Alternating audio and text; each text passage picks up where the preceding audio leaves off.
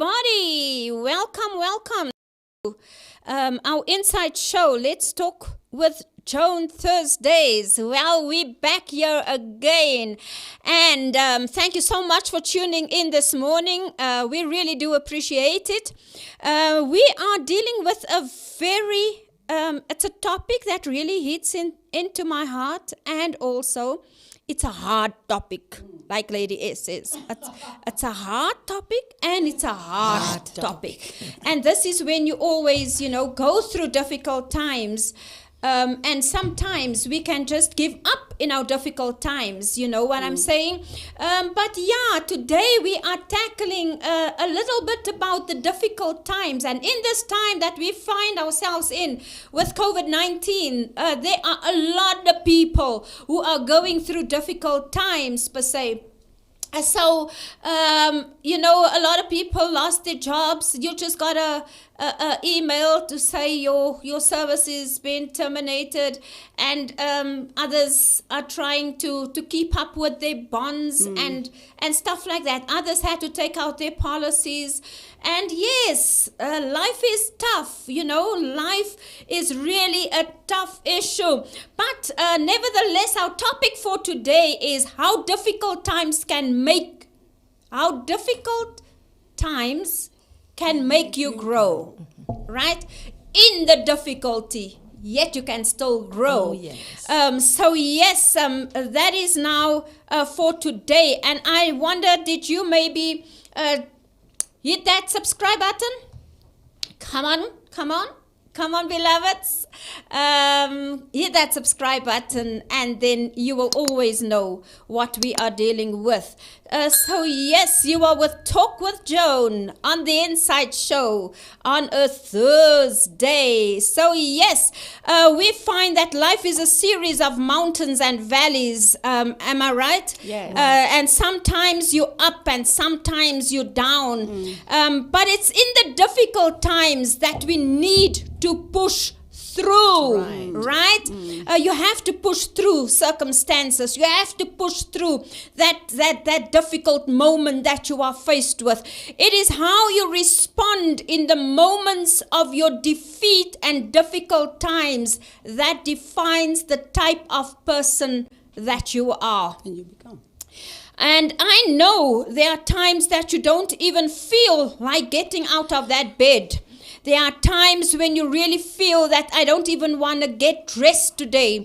And you just want to lay in that bed. But you know what? You have to pull yourself together and get up. And I'm speaking to someone there, and maybe you feel like that today. Yes, you are tuned in on the right platform, because we're going to try from the bottom of our hearts to help you come up again.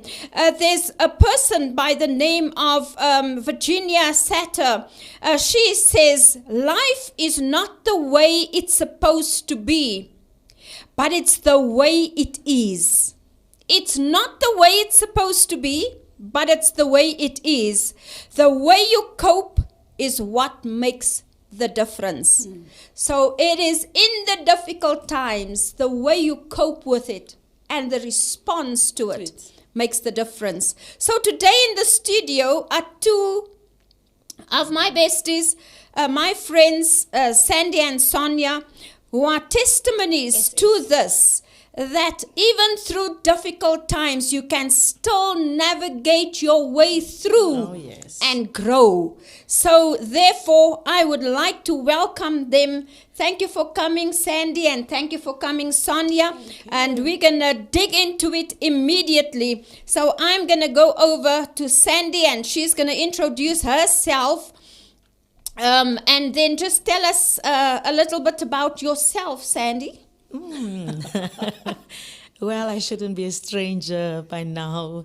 All our viewers should know me, because if you see me, you see Joan, or if you see me, you see Joan and Sonia, the three musketeers, the trio, always together. And yes, my go-to girls. They are my go-to girls. So thank you, Joan, once more for having me. And I am Sandy Jazzy. Oh, yes.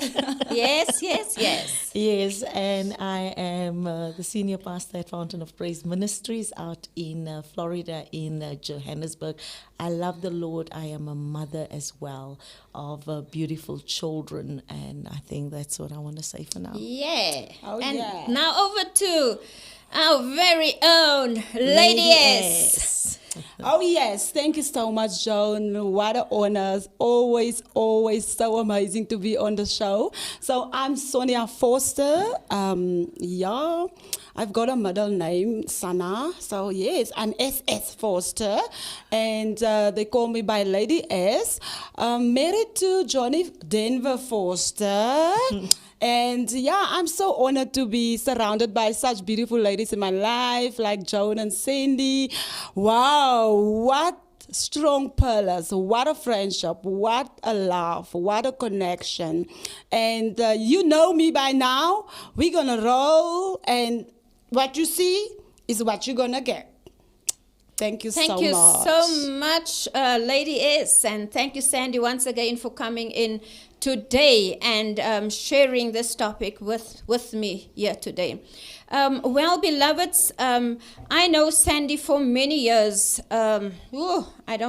Since we were youth.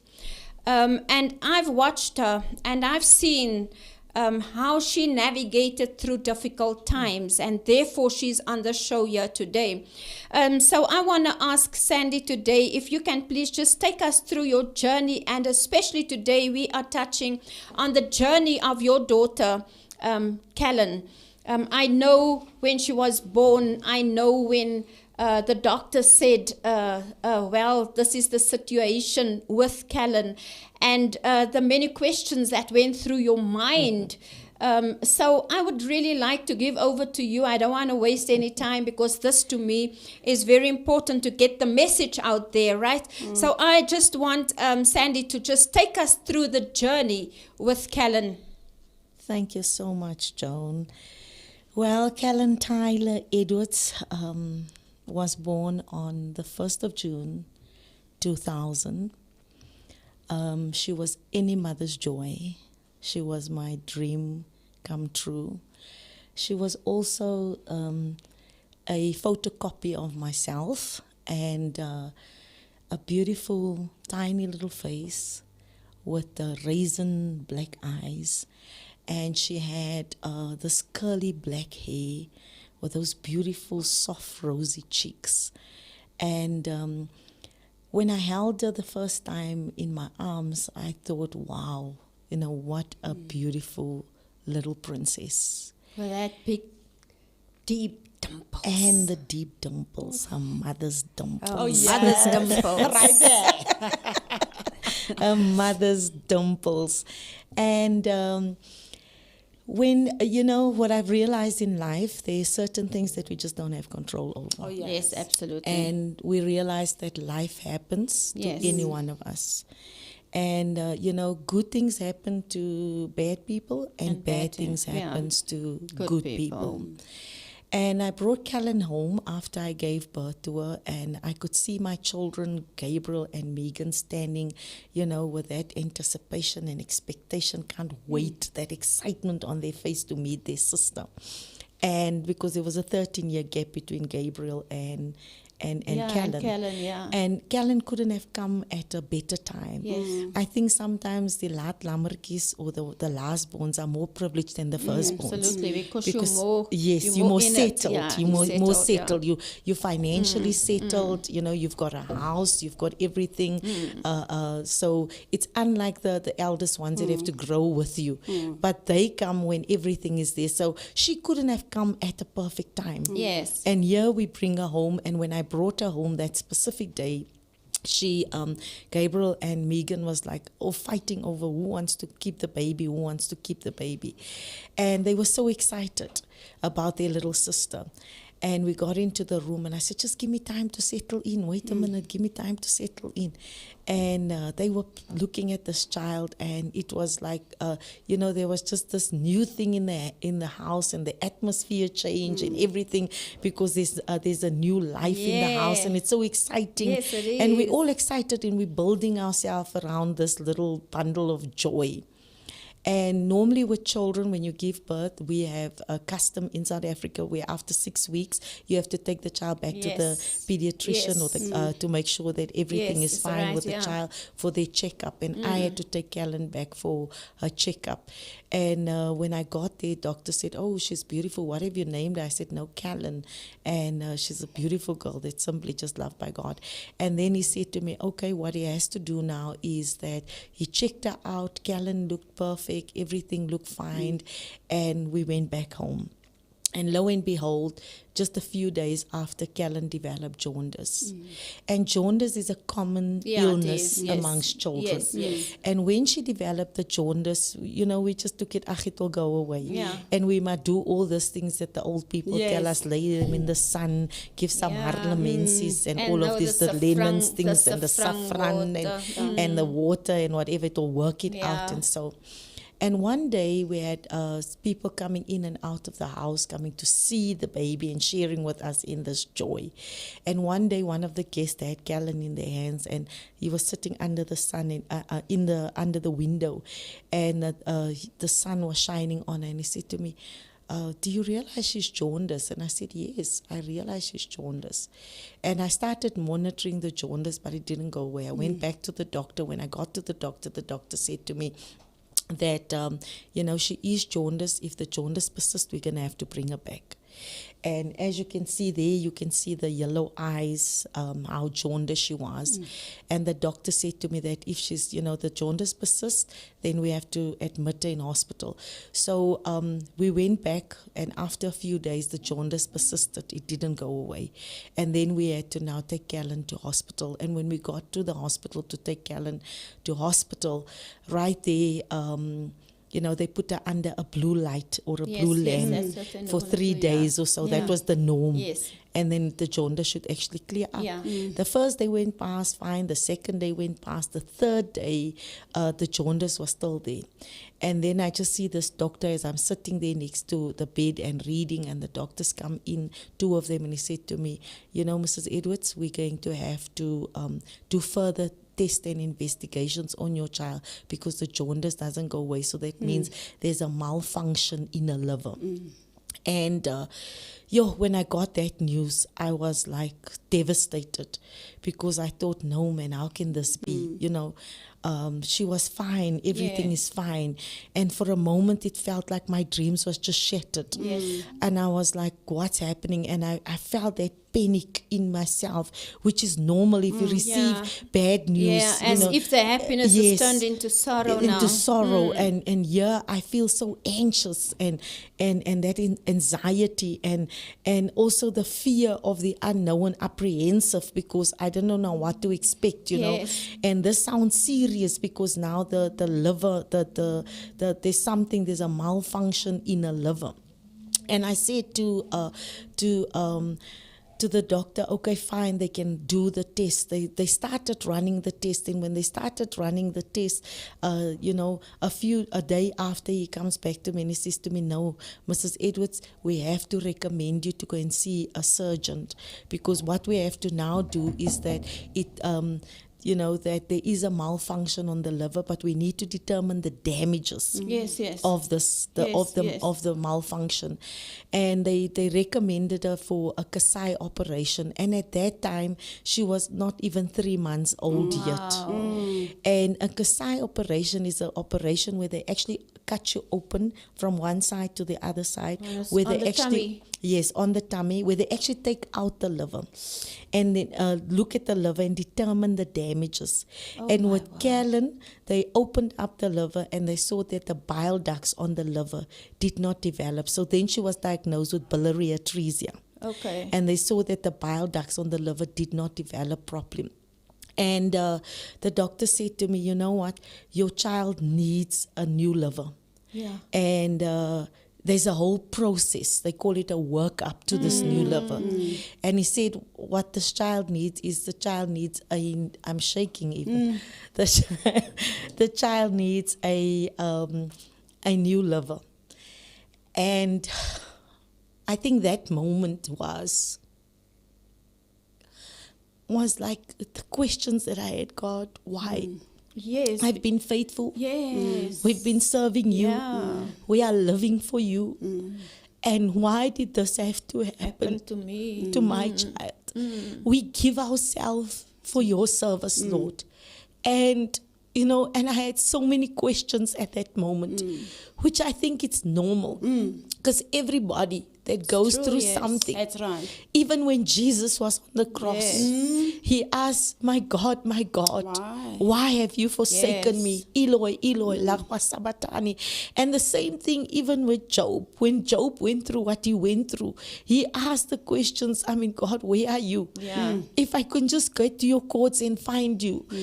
I go to the east, you're not there. I go to the west, because you're looking for answers. yeah. You're desperate. Yeah, definitely. You're looking for a solution here in this Definitely. situation. And that's how I feel. And it's okay to question God. Yes. Don't ever feel that it's not okay to question God. And I questioned him and I said, why? And for a moment at that stage, it was like, God, where are you? It feels like you're alone. It feels like God has forsaken you. And the doctor said to me, okay, we're going to have to do a workup. And there's a professor that's coming from Cape Town. You're going to meet him at the Wits Medical Clinic of school, and you'll find him there. And when he comes, then he's going to take you through the whole process. I met Professor Alistair Miller from the Red Cross Hospital, which was a surgeon at that time. And at the So Wits, was that in Johannesburg? Or yeah, did you have to go in, to? No, in Johannesburg. Okay. I first made an appointment with him when he Okay. came, and then I met him there.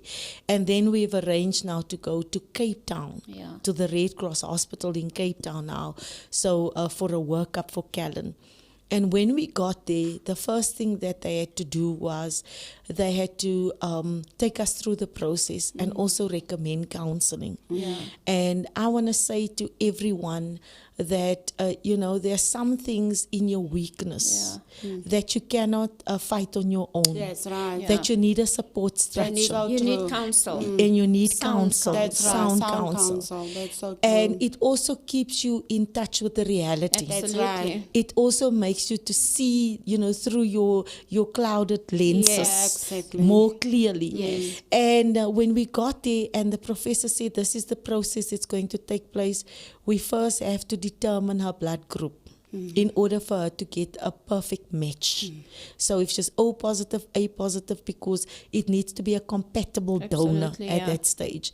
And then secondly is we have a waiting list. There are many children that's waiting for a liver. What happened then when you heard, wow, the list is so long? Where's my child gonna fit into this? Joan, at that moment, I'm telling you, it is where you really like, God, I need you. Yeah. Yeah. And that's where we all stepped in with prayer. Yes, Because I yes, remember yes, everybody yes. just Yeah. prayed for a liver. And we send out prayer requests. Yes. It was churches, it was communities, it was people that was carrying us, because you need that when you go through something. Absolutely. And when you go through something, you're so overwhelmed. You can't even think straight straight, that's sometimes. true. So you need very just true. to throw out a lifeline Yes. and ask somebody, please, you're stand just in the gap human. for us. Yeah. We're human. And stand in the gap for us. Just be there and support us. And that's the only thing that you can do when you find yourself in a situation, is take your refuge to God. Absolutely. Because He's the only one that can see you yes. through that difficult, trialsome situation. And I mean, it was hell. I want to say to you, it was hell. Sometimes when I look back, I don't cry because I'm sad. Yes. I cry because I think, how did I make it through? Yes. And I yes. say to myself, Oh, Lord, I yes. never would have made it without you. Yes. If it wasn't for the Lord. And that's why it's important for you to have a stabilizing Amen. force. That's Yes. right. It's important for you, to have an anchor. Yes. It's important for you to have a refuge. Yes. It's important for you to trust in God. Amen. So if you don't have that, I want to encourage you, the only one that's going to be able to carry sustain you you through. and to carry you through is God. God. Make Him your friend. Yes. Absolutely. Journey with Him. Choose Him to be on your side. And I felt that because the situation was overwhelming. It was in my human capacity, Joan. I think I would have just failed. I couldn't have. I would have quitted. I would have given up. So I could how have long taken did my it take refuge. for her to get a liver? She was on the waiting list from the age of just 2.5 months or so, and that she was on the waiting list. The doctor said to us, if we didn't get a liver in 3 months, she was going to die. That is how crucial and how critical her Yes, condition yes, was. And for a moment, you know, that's where you have to give your spirit dominion over your flesh. Yes. That's where you have to take out the tools that's Yes. going to work for you. And the only tool that I knew at that moment was the word of God. God in prayer. Yes. And I true. could pray, and I could just, you know, run to it and says, Lord, you promise you will not put more on me than what I can bear. Sometimes you can't even pray in that difficult times. You don't have the right words. No, you don't. That's when you depend on someone who can be that bridge. Yes. You know, and take your request to the Lord. That's why you need a support You system. need a support system. And I was like, and that moment, the only thing that I could hold on to was literally the word of God. It's what I know, what I knew, you know. And I could just say to the Lord, you know, you said you will not put more on me than what I can bear. Yes. And Father, I know that I can handle this. That's right. So you will take me through it. And just like Jesus, for the cross that was set before him, us, yes. you know, he endured the pain. Yes. And for him, it wasn't about the event, Yes. but it was about the guaranteed outcome. And the same thing, I looked at it and I said, Lord, you are a way maker.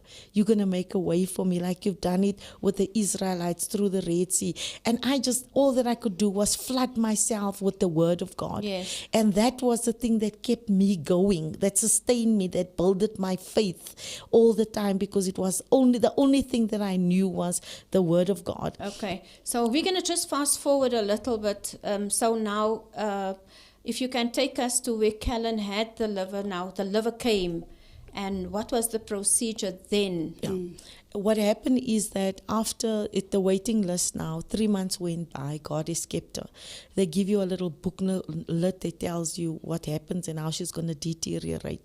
That booklet actually crippled my faith. I actually threw it away in the dustbin, because every time when I read it, I saw my child's symptoms and how she was deteriorating, and it was freaking me out. That was the medical report, Yes, right? That yes, was what the doctor said. Yes. That was what the doctor said, and that was the signs and stuff that was playing and off. that also was reality, because was a reality. They know what Exactly. the procedure. They know what's going to happen, and that she can die in the interim. So they have to actually tell you, because it won't be right for them not to tell you, to keep it away from you, not knowing that it can cripple your faith. It can cripple your faith.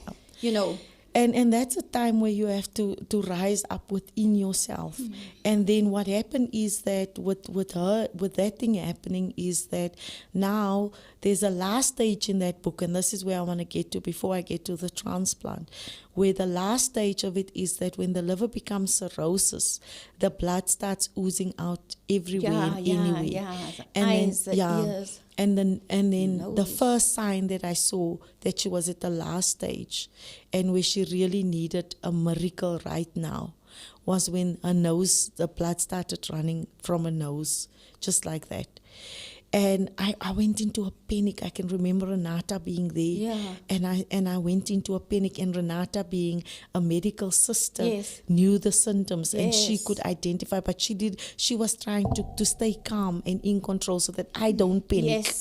And that's what happened. And then when I saw that, I said, God, you know, this is now the final straw. And the suffering, because what she had to go through is the skin becomes green, it becomes itchy, she can't sleep at night, she's jaundiced, the salt is under her skin. And I cried out one day to God, and I said to God, you know what? You can take her. I came to a place where I said, you can't handle the suffering. I couldn't see my child suffer like that. And I said to God at that moment, God, you can take her. She was 11 months old. And that same night, I said, Lord, I'm going to fast for 3 days. and I'm going to trust you, and I'm going to throw out the fleece like Gideon. And Lord, if in 3 days you can either take her or you need to give her a new liver. That morning at 4 a.m. I got the dream where she got where the Lord is, where she's playing in the water and she's spitting out the liver. And at 12, I woke up, but I was so overwhelmed with joy. Yes, yes. And I said, unless the old liver comes out, Yes, there will the not new be a ones. new Yeah, liver yeah. that will be provided. That's right. Exactly at 12 that afternoon, the professor of the Red Cross Hospital calls me and says, Mrs. Edwards, we have a liver for your daughter, but you have 24 hours that we've got 24 hours to get this liver into that body. Yo. And, that day, you have to be ready. They even teach you in the counseling that you need to be prepared. In the counseling, they also tell you not to get your hopes up because the liver can go into rejection. Yes. The liver can go... a different body. Yes, Different body. because what we need to know is that liver is not that body's organ. Yes, so absolutely. the It body can will reject. never recognize that. That's why they go on to immunization medication. It's a foreign thing to the body. Yes, it's a foreign object to the Object, body. yeah. So it goes into, so that's why they give them immunization, immune suppression medication, so that it can suppress the antibodies that fights any foreign thing in your body, so that it can adapt to it, and therefore it makes them prone to a lot of infections, where they can become sick and so ill. If you can tell us, because our time is so limited, if you can tell us what happened, because to me that was a miracle.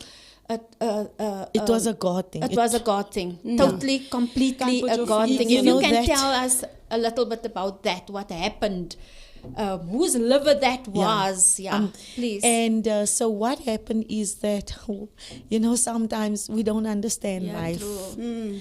And, and this story situation reminds me of Christ, that had to die so that we can live. And this is where I say life is not always fair. Yeah.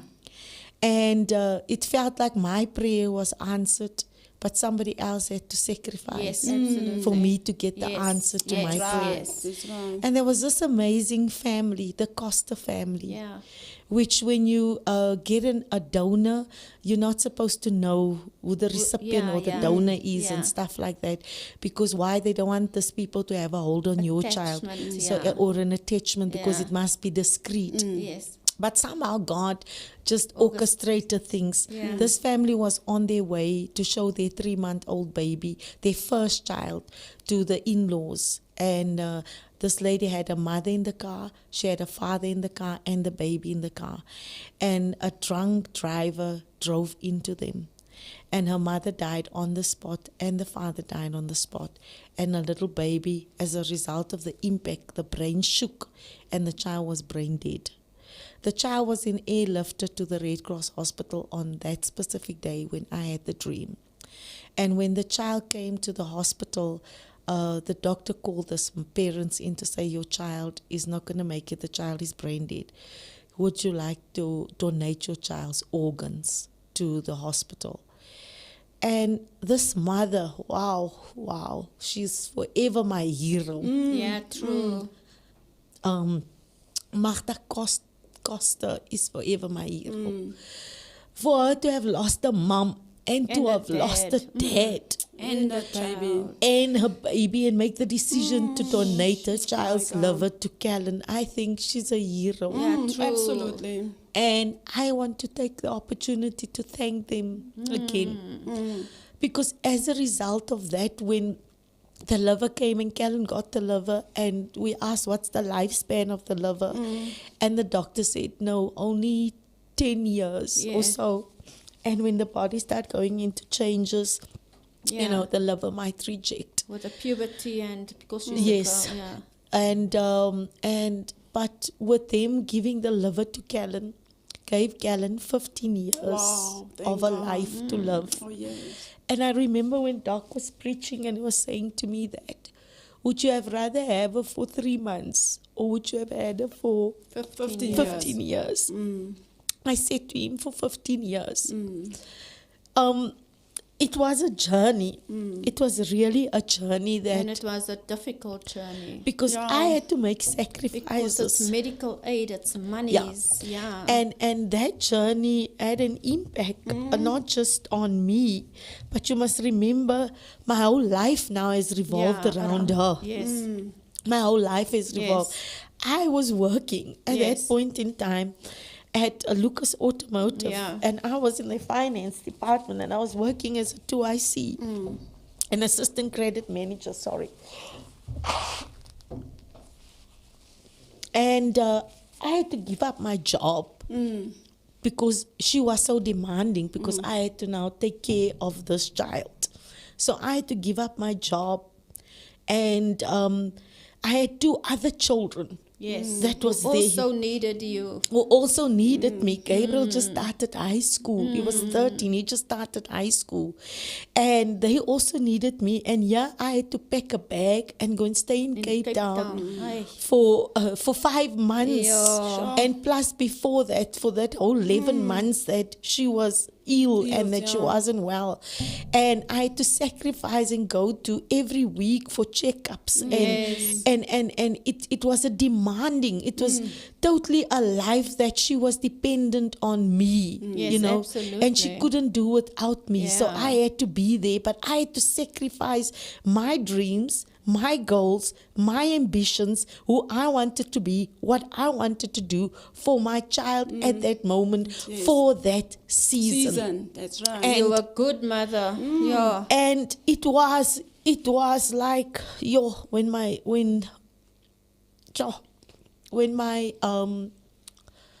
with my daughter and everybody, and and it was just a difficult time. It was truly hard. It was a difficult time when they needed me. I couldn't be there for them.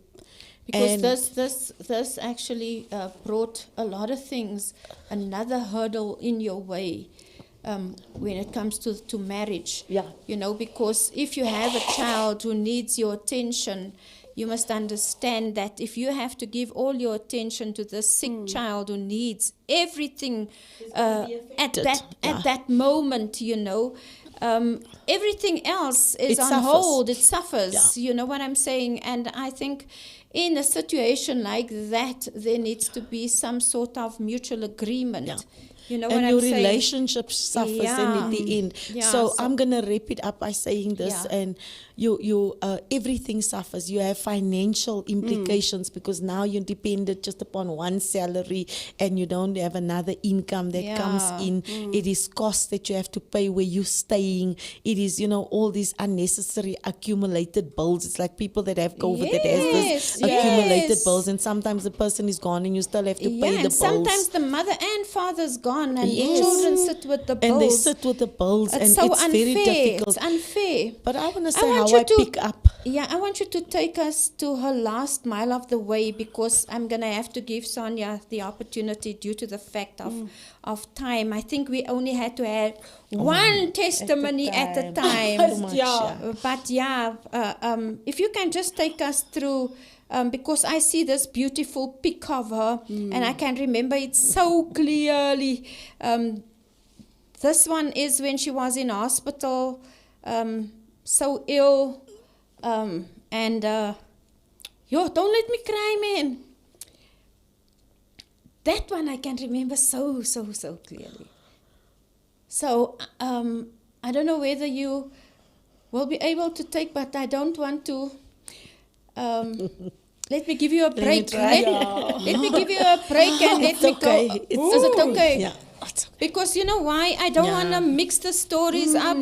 So I want Sandy to finish her Yes, story. yes. And one day we will get back and she will take you. But you know what? Her book is on its way. Yes. So if you one of these days the book will be finished and everything will be in that book. So don't delay, guys. If the book is out, we will let you know on the show with the book. We will come here. Yes. So I want you to take us through Yeah. to the last mile of a way. Okay. So God gave us 15 years with Callan. Callan lived her life to the fullest. Yeah, true. That's right. Lively. In that 15 years. Absolutely. She was a vibrant, outgoing, lively girl that loved life to the fullest. True. At school, she was an A student. She excelled in, even when she passed on, the school put up a memorial plate for her that's Yeah. still in the school today because of who she was. She participated in sports. She was a swimmer. She swam since the age of 2 years old.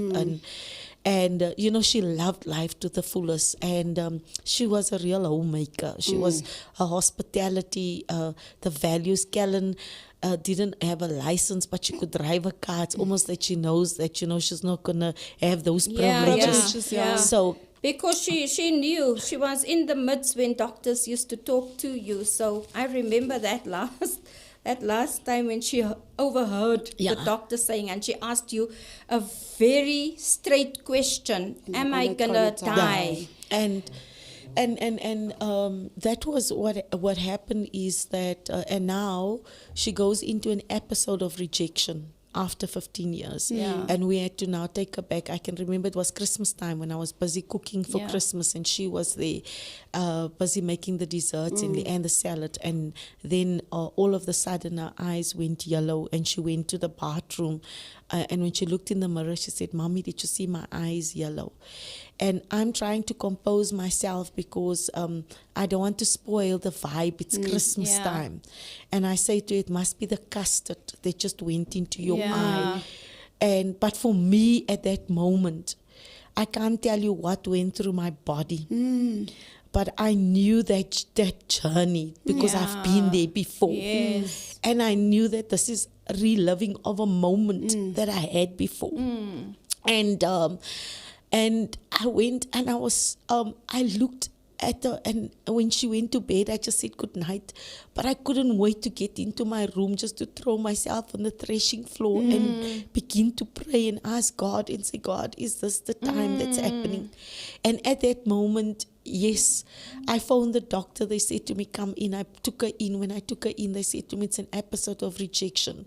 And the most difficult thing is that it's a very difficult time for her to find a new lover. She needs another lover. Sure. And he said to me that it's a difficult time because she's a teenager, and teenagers don't just die at this ages or stuff unless something horrific happens to get this other lover.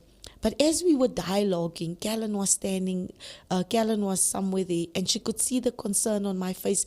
But sometimes you put your smile and to try and hide, what you feel. And I just tried to compose myself. It was difficult for me because I actually felt I was going to crumble at that point in time. And I felt like everything in me just wants to fall apart. But I had to compose myself and be strong for her sake. Yeah. And then the next best thing, she comes out, and we were seated around the table where the doctors now tell us this is a situation, this is what they need. They have to put out a 702 call, an urgency call to say, an emergency call to say any lover that comes into the country must come to Callan because she needs the lover. Yeah. They call it an SOS call that they had to put out for her. And here Callan says, Callan sits there and she asks the doctor, if I don't get the lover, am I going to die? Yeah. Yeah. And she asked me first, Mommy, if I don't get the lover, am I going to die? And I said to her, my child, we all have to die. Nobody is on this face Forever. of the earth forever. And some people die young and some people die old, but we all have to die at some stage or the other. And she said to me, how does it feel to die? And I said to her, Cal, it's like if you fall asleep in the lounge and I carry you to your bedroom or something and you wake up there. And you wake up there, and when you wake up there, and then you wonder, how did you get here? I says, but I haven't died, so I don't know how it feels like, but this is how I want to imagine it. And she says to me, and then we spoke, and she says, Mommy, I'm ready to die, but I'm worried about you. And we started speaking about heaven and what Jesus promises us. And trying to to pick this picture to her about heaven and giving her something to look forward to. And Yeah, I remember eventually, she asked that question about how's heaven. She asked the uncle how's heaven. and She even came to my house and changed something. and she was, and She knew. and she had a soft place to land, and a soft Oh, place was Lord. was This with was Dr. another Carl child. and Joan and them, because they were her godparents, her other godparents, which she just told She Jessie, just- now we brother and sister and what. And so, and she went, that was her soft place to land, where she could Yeah, talk she could to just him, lay on talk the to couch him, and share her heart and her feelings and whatever. And Doc and Joan was amazing support structures at that time. And this child, even one day, I remember it was the youths. Xavier them had a conference, and it was the youths. What did you call it? Sold out, no?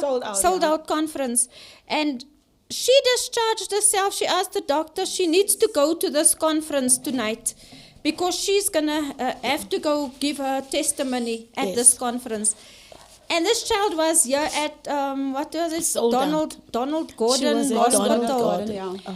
And myself and Sandy were sitting there the whole day. She said, no, she's going. She said to the doctor to give her a pass out. a pass out to go to the conference. And you she know was what? sick. She was. She at the was conference. so sick She that was day. sick. She was cold. It She was, was winter. ice cold. You put on the heater for her. She came We with had a the blanket. But this child gave a testimony, and that was the last that sold out. She was, and then the last one is that then the doctor said to us, we have to make a Sister Sonia. dream come true. Yeah. And give her whatever she needs. And then we had the birthday. Yeah. The birthday that, we That's made the it special. birthday. That's the last birthday that she had. And the birthday was the Monday. And the Friday, before the birthday, she said, I must come to the room. And she wrote down her funeral. She wrote down who needs to preach at the funeral. Yeah. She said Dr. Carl must preach at the funeral. She said Donnie McClarkin must come sing at the funeral. She said that everybody must wear white at the Yeah, funeral. we all had to go She buy was white. so prepared, she was so prepared for that. And who must be a pallbearers, who must talk at the funeral, everything. And everything happened as... Yeah, and I remember the last The last- mile was a very, very difficult mile. That, you know what, I don't even know, because we sat forever at that bed, in the trying and hospital praying. when And she was... when she was at the last, and I could see my friend laying right over her daughter and trying everything. We were doing music. Her father was there, holding her hand, keeping her. And, but yeah, all these things just... Yeah, that last day was a I'm day. going to ask you to quickly make it, because I just have And Sonia to... I'm hit and run. That last day was a very difficult day. We all stood around the bed. It was myself, Pastor Joan. It was myself, Joan, Rev, Doc, Carl, and Freddie. and Freddie, and I think Renata and Aubrey also came in, and the children that were standing. We were standing around the bed that moment. And I said they must play a Donnie McClarkin the music, and they prayed and spoke about heaven. But at that moment, I didn't want to do anything.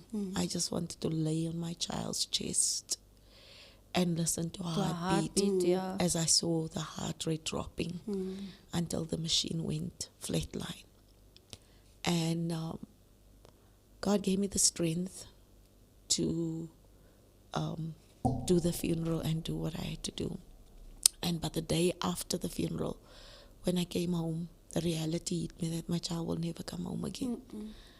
I've never cried so out of control like I cried that day. And I want to say it's okay to cry. Yes, it is. Yeah. But don't stay at crying. Yes. You have to say to yourself, your You have child to is pick gone. yourself up. That's But right. you have to pick yourself up because life has to go on. Life has to Absolutely. go on. And I had to fight for that every day. It was a battle. But I had to be determined to say to myself that, you know what, your child is gone. Yeah, but you're still alive. and she left a message. She Yes. even asked me, please, Auntie Joan, be there for my mother. Everybody. She spoke to us so like a big girl. Matured Matured lady. big girl. And saying how worried she was about me. And I just want to say this, you know, if I did not know God, if I didn't have God, if I didn't know His Word, if I didn't know what it was to pray, I would have never made it Amen. through that, because I felt a part of me has died with my child when I was standing in that grave, which was quite normal because my body cells mourned because it was Yeah, it something was- that was on the yeah, inside of definitely. me. And that moment I felt like I was going to die. Yes. But every day, But I if you had to didn't ask have God. if you didn't have God on your Yeah. side, it was gonna be a difficult And journey. sometimes, Joan, with this, I'm going to conclude that says that, you know, sometimes the things that happens in our life is not meant to break us, but to build us. That's Yeah, build right. And to bring, character. I have started the Callan Tyler, you know, Empowerment Center. I've also then started the Callan Tyler, the Pillar of Support group on Facebook for mothers that lose their children or whatever, and doesn't know how to. And the one thing that we must know, it's the pain never goes away, but you learn to live with yeah, it. with yeah, it. you do. Love You through you it. learn to live through the That's pain. true. And it's okay to get stuck. Like now, I relived the moment. I Yeah, cried. I expressed emotions yeah. because I could go back. Absolutely. But you know, But it's good. It's healthy. It's It's really- healthy to yes, talk about it's it, healing. because every Yes. time you talk It's about it, healing. it brings healing, some sort of Absolutely. healing. Yeah. So we're gonna leave it there for that, because a we only moment. have. And I don't want you to rush it, Sonia. I just want No, I you won't. to just take us through a little bit, because I know when I met you, I once asked you, so where's your parents? And you then relayed the message to me and gave me your testimony to say that you didn't actually grow up with your parents. You grew up with your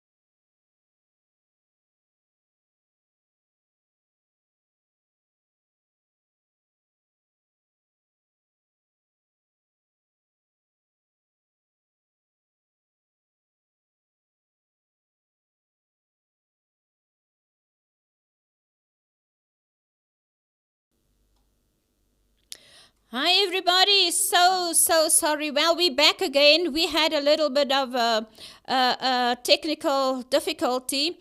And this is part of life. This is the difficult things that make you grow. And that's exactly what we're talking about. So, we are back with part 2. Please don't delay. Give us what you think about the stories. Is it helping you? What do you think about Pastor Sandy's story? And now we're going to go part 2 over to Sonia Vorster. Thank you. So yes, my grandmother relayed to me and my sister. I was 4 years and my sister was 2 years old. Sure. And as I said in the beginning, the Bible says, shall a mother forget the child or leave the child? Yes, my mother did. And we were born in Alexandra, in Johannesburg, close to Sandton. That's why I'm so a little bit up. We were born there, and my mom took us to Hartswater, to my granny and my grandfather, Opa David, and my granny was Auntie Mickey. So my grandmother said my mom got in the house, and they came with a car, a Volvo those years, and she said, and my mom just said to her, she's coming now. And she was out. And she never came back. Wow. And yes, so here is my grandmother, my aunts and some of my uncles, and they have to help us grow up. And my granny said, I don't even know, I think my granny re-registered us because at this stage also I have 2 birth certificates. One 1994 in 1974, and one 1975. So I took the oldest one, the eldest one, and say I'm 1974. Okay. Okay. So we grew up with my grandparents and my uncles and aunts in the house. A very small house. Those years it was like shacks, Yes. It was still shacks, and we grew up with my granny, and my granny see that we go to school when we turn 6 years and so, but my granny never heard from my mom. She said, even tried several times to find out where my mom could be or my father. She just failed every time she tried to find out. So growing up with my grandmom and my grandfather, it was very difficult, limited resources, because we were a lot staying inside the house because some of my uncles and aunts were still staying in the house. And my grandmother was working in the kitchen. Wow. And she works in the kitchen. My grandfather, I remember he was a good painter. Okay. And he was doing paint work also and works, in the garden. But he was really most of the time doing painting. And my granny would use a last to see that we are okay. Okay, yeah. Shame, because it was an extra income. It was extra children placed on her. On her expense now, but she really tried. I remember the times that we grew up cooking outside in the black pots, My granny will make like roosterbrood and vet cake and and make sure in the morning we do have porridge when we go to school. I always say to people, that's why I don't think I'm better, but I don't like pap a lot because we were eating pap. Pap in the morning. Oh, pap. That's why you don't want to eat pap, Debbie. I'm telling you. I'm only eating pap when I really lust for pap.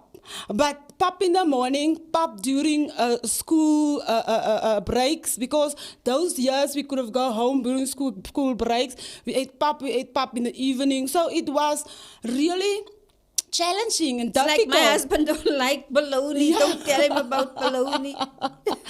So I can imagine how you felt. Yeah, but as we grew up, went to school, primary school, you had a desire to really have a mom because here's your granny. And she's not really your biological mom. Yeah. And other children are talking about their parents and father. And when it's, Mother's Day and Father's Day, growing up, up, you also want to say, make a card for your mom, but you Yeah. make for your grandmother. So you suffer so much rejection because you feel like you don't belong really. You Yeah. don't understand who you really are Absolutely. growing up. So I struggle with that. I had a lot of low self-esteem. I was like, oh my God, who am I? Am I actually a colored? Am I talk colored? Am I Zulu? Am I Sutu? Or who am I? I struggle with that a lot because my grandmother said my father was a black man. So I just took it from there. Okay, so I must be something mixed. Yeah, yeah. But I'm not sure yet Yes, what yes. mix it is, you Yeah. know. So, but growing up, went to primary school, and when I could I was at a certain age that I could, understand things better, And I would say to my grandmom, we have called her a nickname, C. Mickey. So I don't know, the children said we gave her that name. So I could say to her, can't I go to another place to go for high school so Yeah, that you can okay. take the burden off Of from her. her? Because I felt like, oh God, this is too much for me and my sister. Yeah. And my grandmother was very protective over us, of course, She was Absolutely, like, she yeah. don't hold the world out Yeah. there. And look, this child asking me that because I just finishing primary school and I feel like, you know what, I can go somewhere. I heard about my friends talk about the boarding schools. Then I can stay in a boarding school. Yeah, Then yeah. I know I don't, Yeah. have that burden over my grandparents. And my grandma was like refusing, and she said, no, man, just go to school in Jan Kempdorp, which is like 20 kilometers from Hartswater. I went there, first high school in standard 7.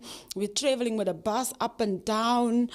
But it was so difficult because you have to go to school sometimes. You don't have a lot of uniform to change because you have to come back home in the afternoon, still wash that uniform Yes. so that you can dress it Yeah, again yeah, the following day. Because you're not that privileged You're to not have that privileged, two you understand? sets, To yeah. have 2 sets or 3 sets or Yes, something. yes. You're not so privileged to have somebody where you can sit down and your mom plait your hair nicely. yes. So, that's why I like to look good because I didn't have that privilege Yeah. because I just had to go along with Yes. what I have. I always say to people, did you ever see black hair plait with yellow pantyhose? You understand that Yeah, kind yeah. of thing. So, but I had to keep going. And I remember I've passed now it's grade 9, you call it standard 7. And I had to go to grade 10. And I re-asked my grandmother again. I heard about a boarding school in Potchefstroom. Okay. Can I go to that boarding school? Yeah. Because one of my friends told me, she said she's going to help me. And Yeah. so, before Potchefstroom, I went to Kimberley, not Kimberley, Ritchie. I went to Ritchie. But I was only there for 6 months. I stayed with a board there by an auntie, and she was so, really lenient, and she didn't ask boarding money. She just wanted to have a daughter also maybe, and then she looked after me. I stayed there for 6 months. And after 6 months, I missed home. I said to my granny, you know what, I just want to come back home. And they said, no, it's okay. They make way for me to get back home. And I was back in Hartswater, back in Jan Kempdorp. And yes, the following year, complete forms for the boarding school in Potchefstroom and Promosa. And yes, I've got admitted because of my circumstances, because you don't have parents, you don't have income. So it was easier for them to admit me at the boarding school because here I am somebody that really needs assistance. Okay. So yes, I went to the boarding school in Promosa. I remember it was during that time that I also met my now husband, Denver. So, yeah, we were dating also during that time. So you dated very early? Very early. Sure. Very early. But I must say I was so matured in it because I didn't date. Sometimes when you grew up without parents, remember you can throw your life away. You can have, do things that is out of order. But I was like, I just had that in me that I said, I have to look after myself.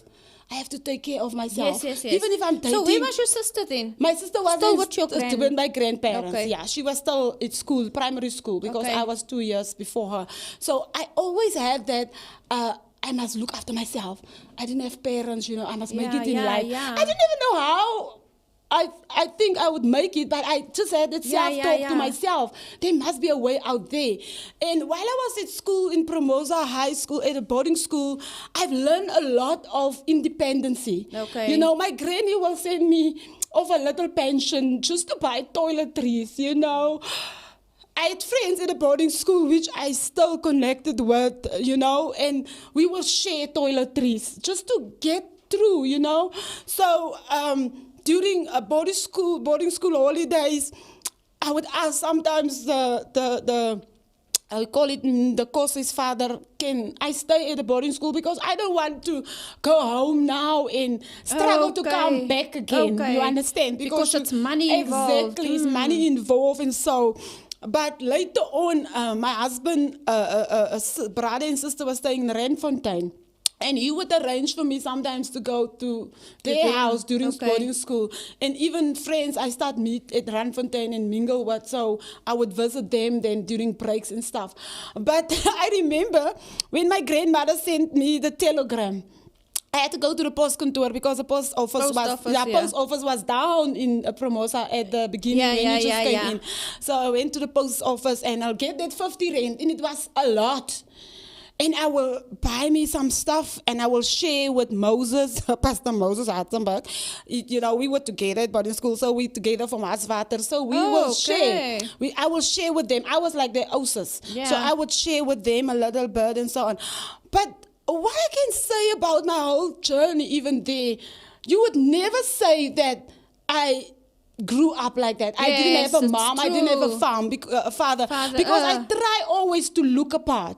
You try always to like Sandy said, to put a mask on. So I was living with this whole mask on me. Yes. If children speak about their family life, I also speak about it, but a very shy, very not out there like now, because you're too scared. They're gonna find out who's your mother, where's your mother, where's your father, and then they start making jokes of you. So I was like always trying to speak, but not too much. So I was like I suffer a lot. People won't believe, but I suffer a lot of rejection and low self-esteem. That's why I think when I start dating Johnny or Denver, I just stick with him because I didn't want to expose myself to another guy, knowing my past, how I grow up and things. Because I know Denver knows a little bit of me because he was also from Aswater. Okay. So that makes it easier. So after high school, I remember, let me talk about my journey during my matric year. Now we had to attend matric farewell. And I didn't have money to buy a dress. I said, no, I'm going to go into the matric farewell because I don't have money, I don't have an outfit, I don't have nothing because I don't want to bother my grandmother. Yeah. And because it was really, my sister started high school, so they had to take care of her. And Denver, my boyfriend, he was working already because I was a matric. So he was working. And he was so cute. He said, no, just I'm going to buy you material and we're going to make you a dress. And then you go. I'm so glad I don't have that picture. So, or maybe I was supposed to have one. I had a real, that crumpling material, That nylon. If a matchy was like next to me that evening, I would have been on fire, So yes, but I have that dress and went to the matric farewell. Johnny be good to me. Johnny was very good to me. I went to the matric farewell and And after matric, now I have to love life. Where do I go now? I can't go back home because I don't want to live a life whereby I don't know whether I'm going to have something tomorrow or not. So, yes, one of my friends was staying in Joburg, a brother actually. She stayed in Joburg in Joburg Park. And she said to me, don't you want to come to us? Then you can look for a job. because after matric. And I said to no, man, I don't want to work now. I just want to do a course so that I can have experience at least before I start working, but I don't have the money. And once again, Johnny came to my rescue. And Johnny said, go enroll yourself at a college, and I enroll myself for a secretarial course in a business college for 1 year. And Johnny paid for it because I was staying in Joburg, he stayed in Randfontein. Johnny, you... And I was staying in Joburg in Joburg Park, and it was still really Joburg. The flats was very nice. I stayed in that flats there with my friend and her brother, and I would go to college every day. Now and then I'll go to Randfontein weekends because I was attending church at the AFM there in Randfontein.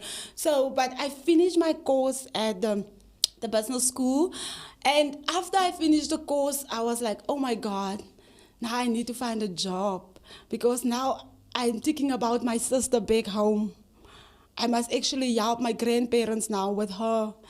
And God was so, I think the hand of God was like over my life all these years. If it wasn't for God, I can't say really anything else like that, because it was like literally. Because you could have gone the wrong way. I'm telling you, like all other young people do. Definitely. When they feel rejected and throw your life away just like that, because I could have made an excuse. Who is there? There's nobody there for me. Exactly. So I might as well just take my life in another direction, But you didn't. Tell me a little bit when you got married to Denver, and then we're gonna try and rush. I don't know how many the time we have left. Okay. So yeah.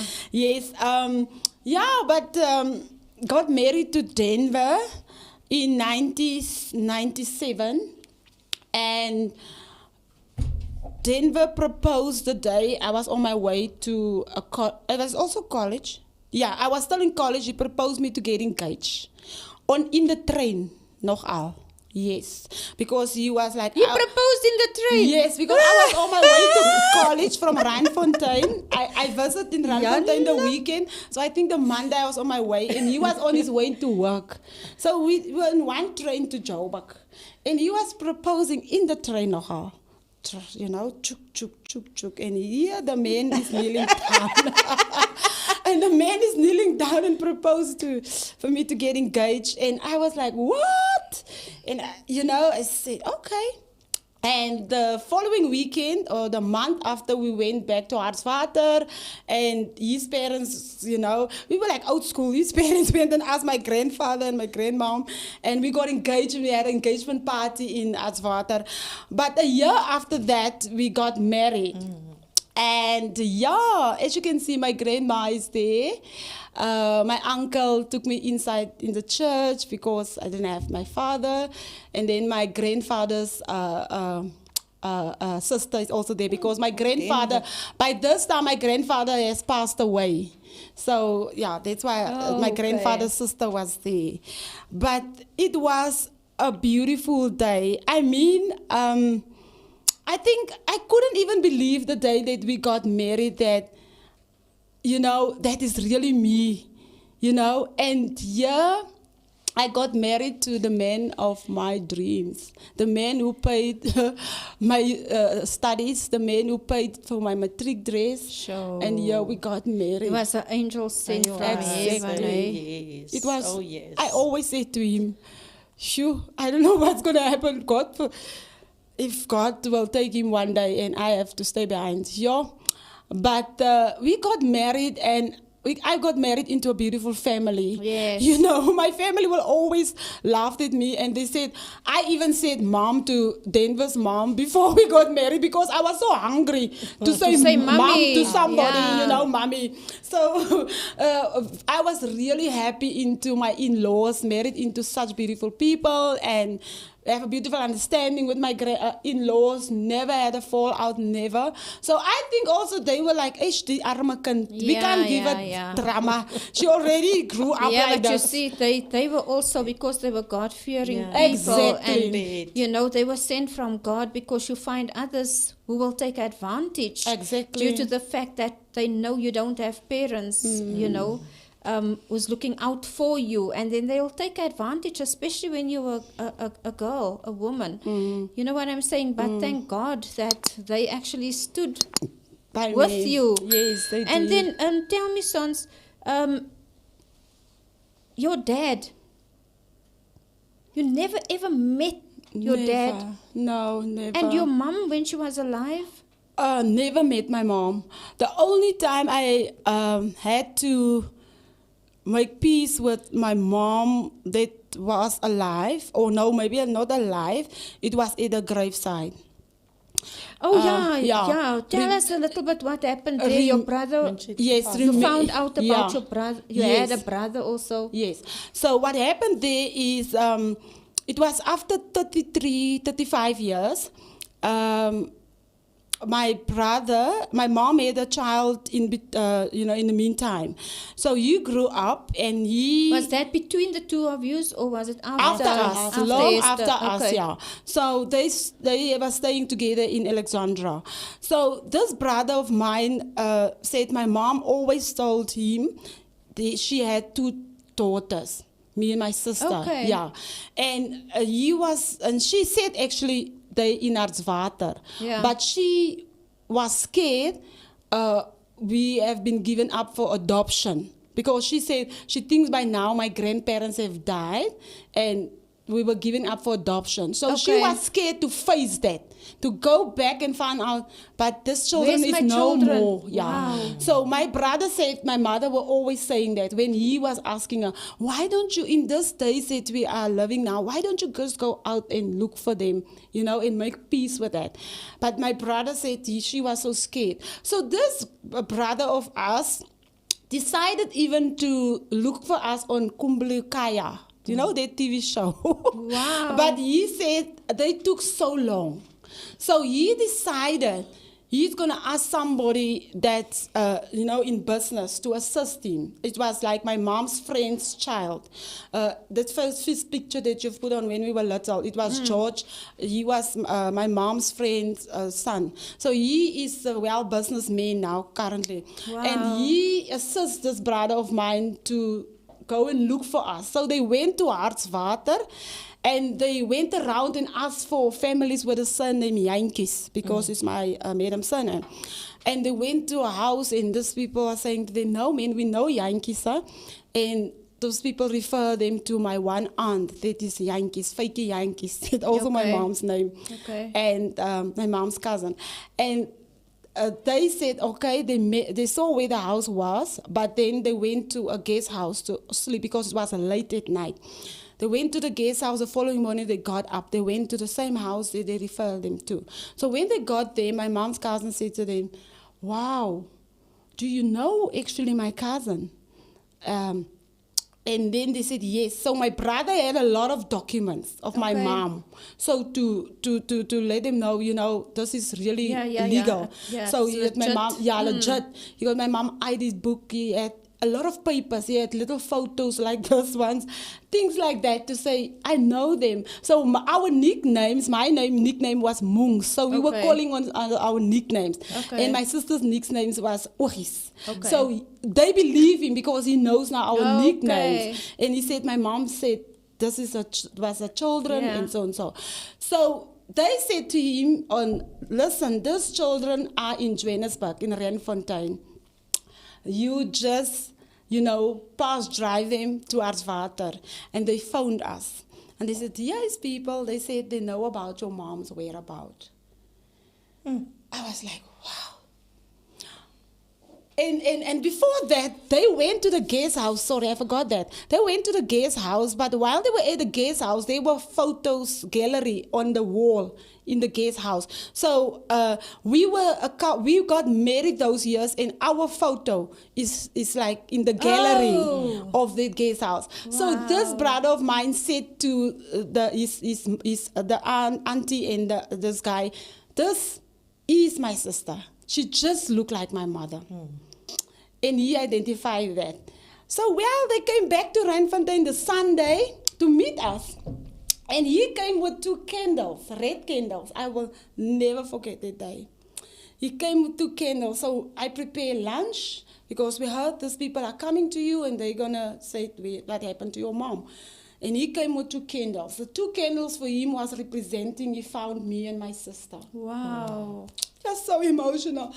He came and he presented us the candles and he threw out all the things on the table about my mom, identification and things like that. Because you must understand, he's not my father's child now. Yes. He's somebody else. His father is someone else. And he threw out the stuff and he said to us, we would like to know, where's my mom? You here now, but where's she? And he said, no, she passed away 2 years ago. Yo. It's for 2014. Yeah, November. And we said, wow. And we said, okay, will you be able to take us to a grave so that we can just... Get closure. Yeah.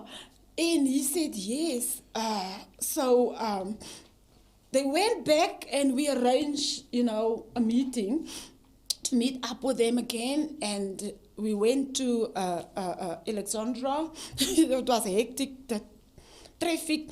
We went in Alexandra. We actually, I wish I could have a picture of that place that my mom was staying. And I was like, well, we were born here, I couldn't believe it, Joan. If it really hasn't been for God, then I would have been grown up in that.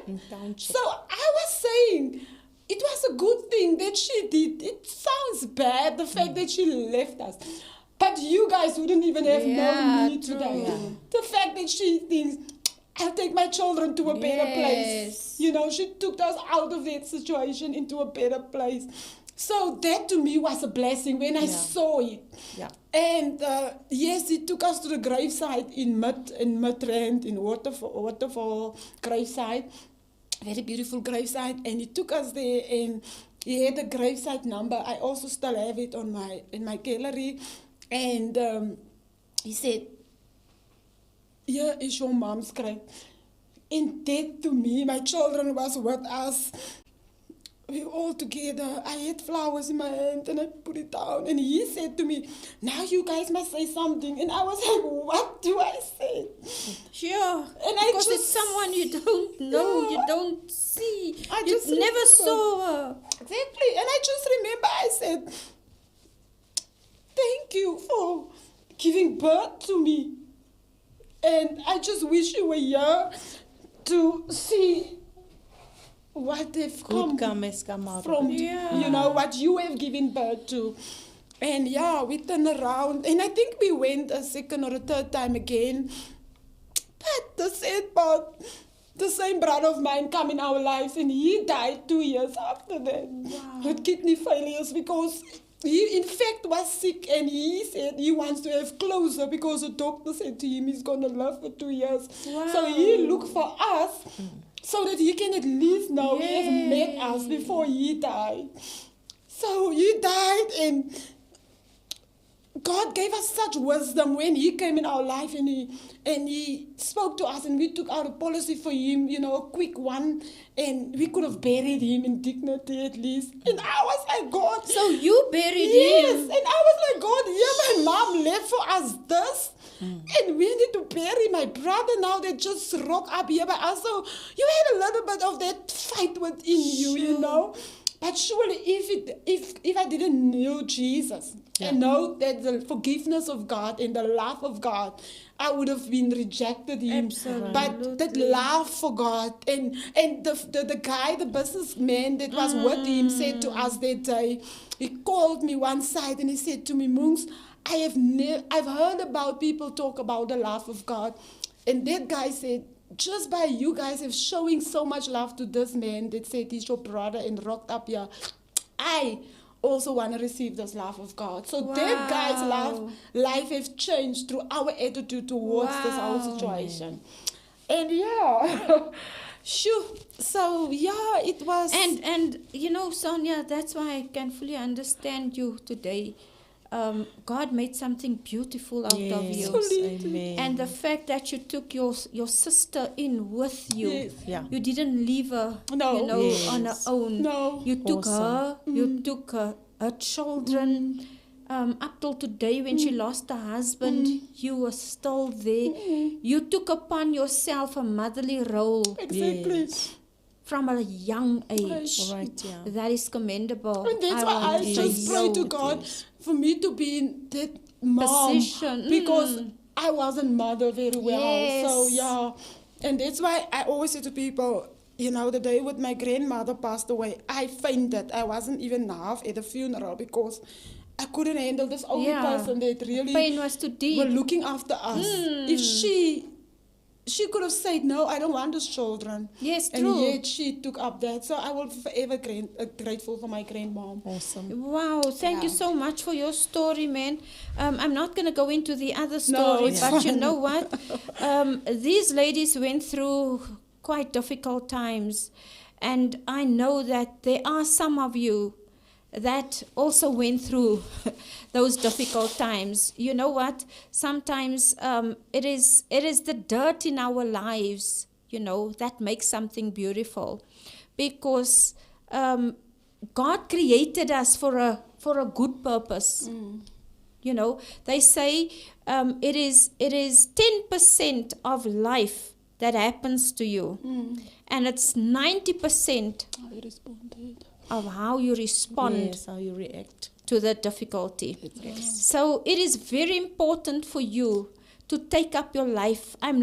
We are looking at two women sitting here on my sides who went through the challenges of life, who went through the difficult stages in life, but they had to make up their minds that, you know Yes. what? It's a choice. Irrespective of this, we're going to choose to live. Yes. You And know, make the most of it. and make the most of it and stay positive at all times, because and being positive, you need positive people around Right, you, yeah. and that's how you actually grow. Because you don't need negativity all Yes, around you, yes. because they're going to put you back into that hole of depression, That's of, right. of feeling that you're not worth it, of rejection. So it is very important for you to choose in life, what do you want from life? Yeah. Exactly. And then pursue Right, that yeah. goals, pursue what you actually have installed in your personal life, That's or right. have put out there, your vision, your dreams, your perspective of what life should be Amen. toward you. So there are few things and ways to grow through difficult times, and as I said, you have to stay positive. You have to be creative, become creative. You know, there's sometimes that you don't feel like going to the kitchen or getting dressed. No, get up. Yes. Girlfriend, look Yes. into that mirror and say, I'm going to make it, and I'm going to make it Yes. strong. You know what I'm saying? Talk to yourself. That self-talk helps. It works.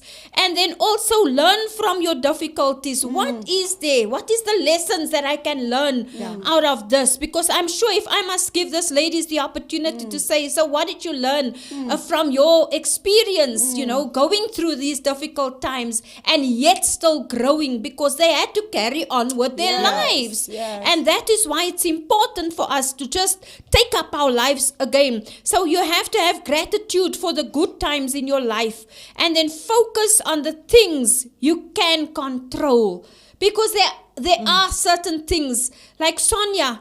It was out of her control. She didn't know her parents, so she Right. couldn't go back. It was out of her control. With Sandy's situation with Callan, it was out of her control. right. So you have to focus on the things that you can control, beloved. And then also realize you've come a long way. Oh, yes. Where you came from and where you are now.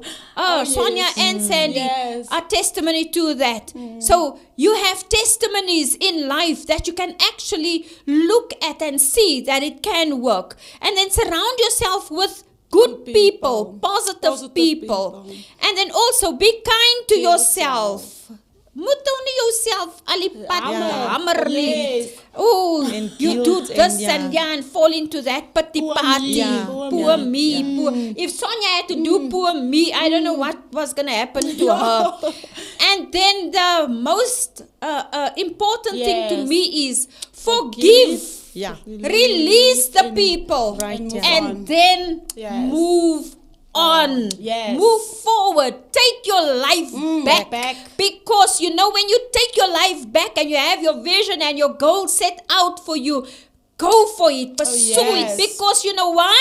You can make it. It is within you. Right. You can achieve those goals. You can make it even without money. Sonia didn't have money, but God sent a man Yes. who was her husband, who is her Amen. husband Boaz. today. Yeah, Boaz, exactly. So come on, beloved. It is not time to give up. Yes. No, it is not time to give up, but it's time to stand up and Right. pursue that dreams, pursue that goals. And even in this time that we are faced with right now with COVID-19, yay! It's time to live again. Oh, yes. It's time to Oh, take your yes. life back again. Oh, yes. You've been in that house for long, so Yes. take it back. Thank you so much for tuning in. I love you. God loves you you. best. Don't forget, next week we are back again. I want you to tune in, please. 9 o'clock every day. I love you. God loves you best. Shalom. Mwah.